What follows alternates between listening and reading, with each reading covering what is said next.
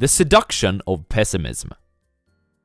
If I were to give you a bunch of reasons to why the market will crash later this year, mentioning the gigantic US governmental debt, that stimulus checks may lead to the return of inflation, and perhaps something about a new strain of COVID-19, you would most likely be intrigued, and perhaps end up with quite a negative view of where in the market cycle that we are at the moment.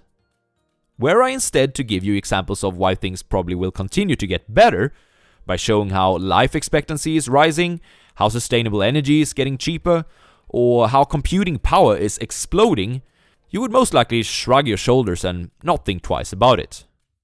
We all know that the pessimistic person sounds so very intelligent, and the optimist sounds naive in comparison. Why is that?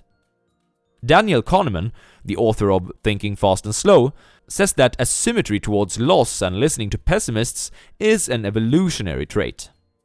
When directly compared or weighted against each other, losses loom larger than gains. Organisms that treated threats as more urgent than opportunities have a better chance to survive and reproduce. We tend to listen to pessimists more carefully, not only for evolutionary reasons, but also because progress happens much slower than setbacks do. Progress rarely happens overnight, but setbacks often do. Because tragedies and setbacks happen during much shorter time periods, it's much easier to create an intriguing and persuading story around it, and thus it receives more attention. To create an optimistic story about the future, we must look at longer time horizons. This often becomes more vague and less dramatic. Knowing that you will perhaps be more fascinated by a pessimist and less so by an optimist can perhaps help you becoming less asymmetric towards this in the future.